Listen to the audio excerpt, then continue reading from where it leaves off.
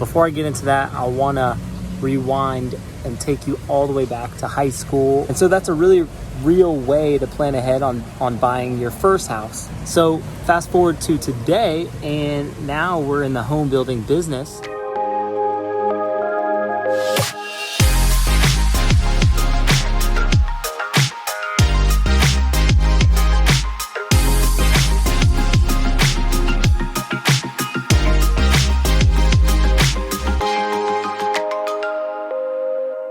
Guys, I hope you're doing well. I've got a little bit of background noise, but I think it'll be okay. I wanted to share with you just something I've been thinking about.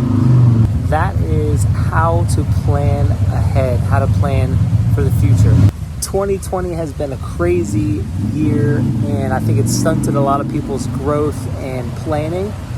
But I want to encourage everybody to continue to think forward and think about the future and continue to map out your plans for next year. Before I get into that, I want to rewind and take you all the way back to high school. One of my favorite classes I took was called Life Skills, and I had a teacher, shout out to Mr. Gideon.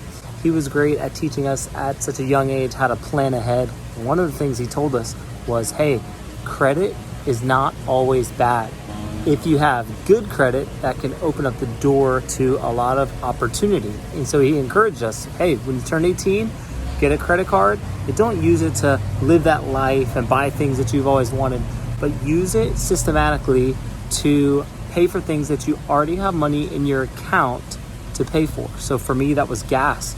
I had money in the account for gas, but instead of using the debit card, I'd use the credit card, and then every single month, I'd pay the bill off in full.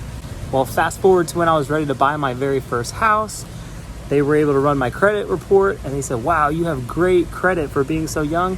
And I said, thank you, Mr. Gideon, appreciate you.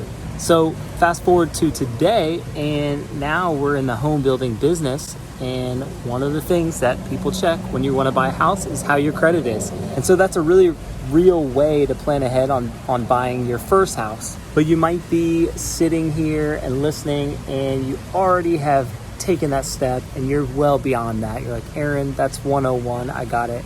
Well, what you may not know is that one of the first steps to buying your home is getting pre-approved for a loan. Unless you're gonna buy a house cash, you need to be able to figure out how you're gonna finance it.